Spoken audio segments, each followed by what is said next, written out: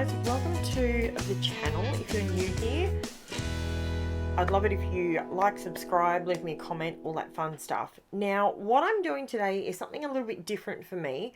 I saw this forever ago on this is not my idea, this is something I saw on someone else's video. Who it was, I don't know, because it was forever ago. I remember seeing it done on a square, but I thought I would give it a try on hearts. Why not? So I pulled out my Creative Memories hearts and my heart cutting system, and I just traced around it and cut it out. And then what I did is the piece that I cut out, I've grabbed a heart.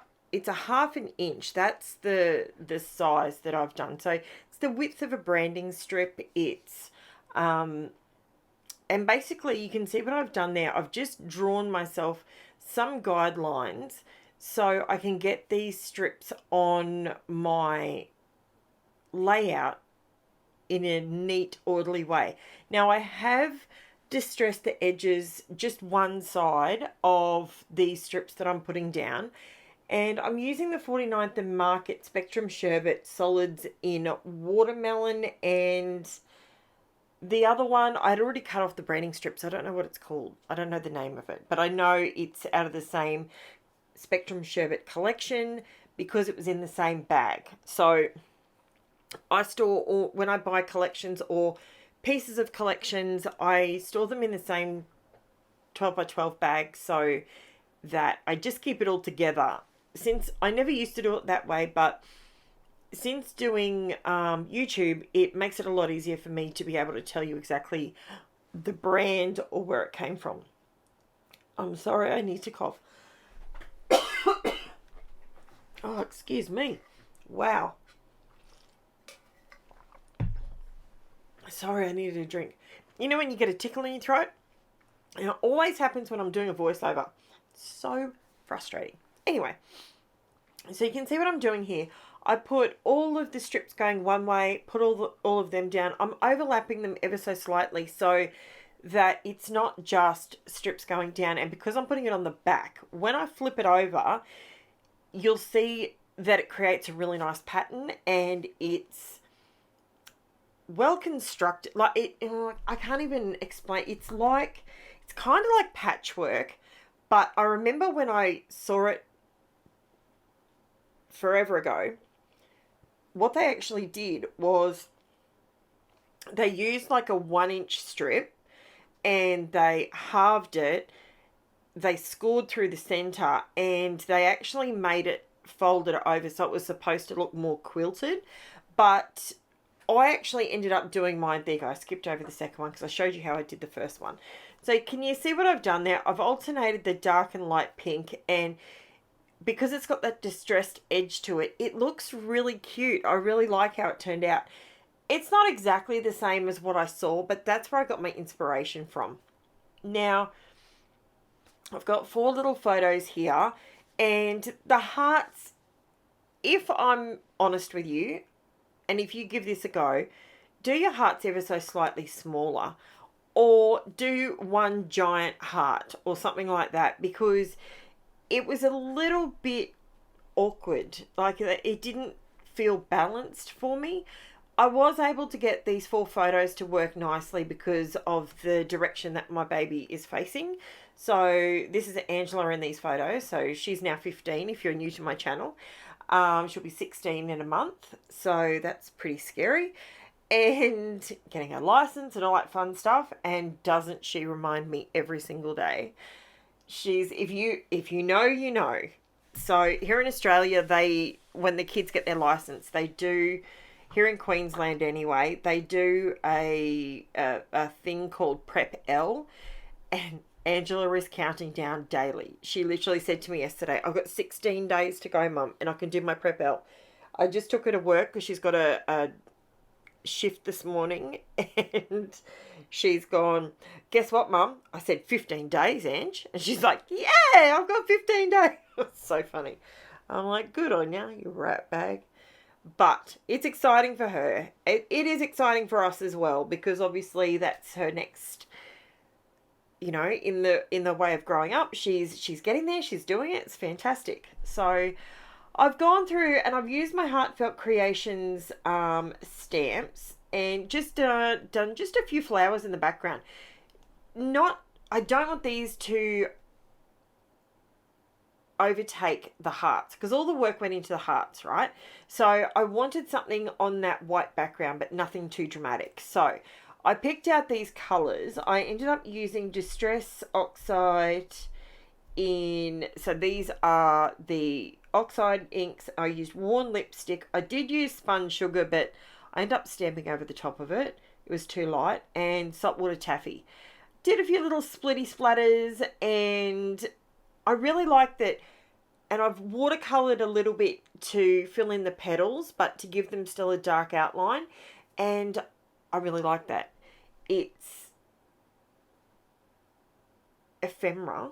It's not really ephemera, but it's stamping where you would generally build up ephemera and really go to town. But I'm kind of doing the opposite. So all my ephemera is the paper work that I've done kind of thing. And I think it works. This layout was not really designed to be over the top with lots of stuff. It was meant to be about the hearts and to see if that process worked. And let me know in the comments below, do you think it works?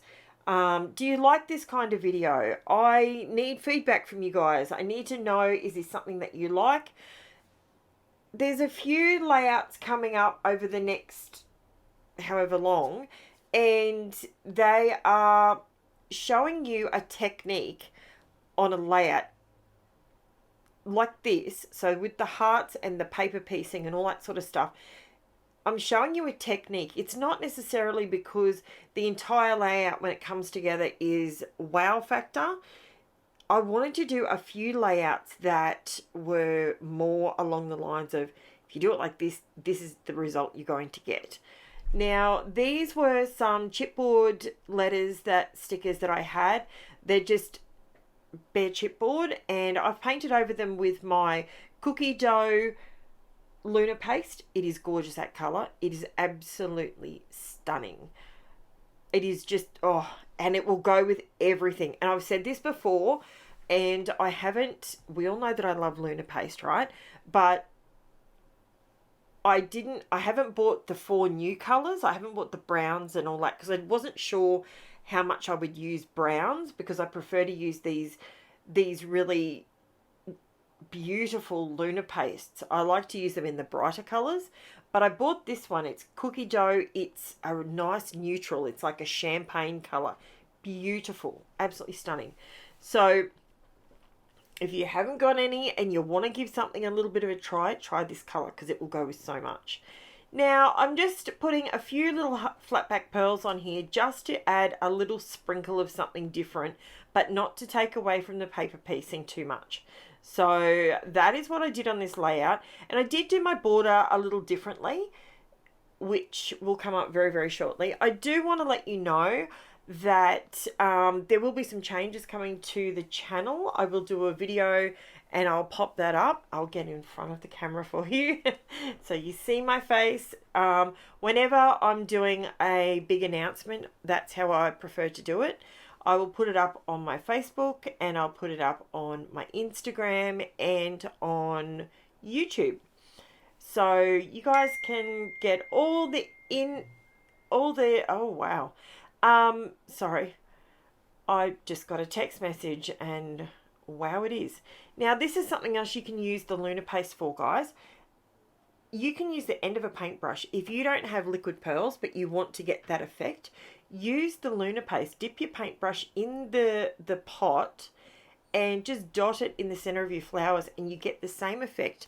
They're not beautifully round, but you get a domed effect with the Lunar paste. So it's a product that can do double duty in your crafty space if you don't have a lot of room for storage, or you don't have the budget that allows you to buy every single product under the sun.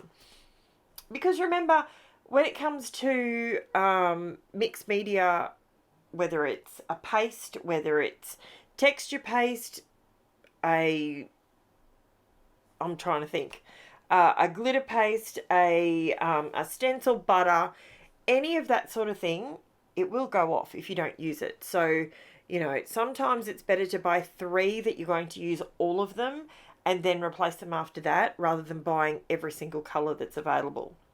Now, I'm just about done here, so I'm now going to do my shameless plug. Don't forget to like, subscribe, and share my channel to everybody. Leave me a comment down below. That helps the algorithm.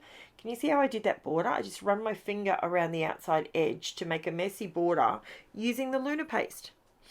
Also, I have my my link to buy me a coffee if you would like to help support the channel with a little literally buy me coffee. So thank you so much for watching, guys. I will be back with another video real soon. Thanks for watching. I'll chat to you then. Bye for now.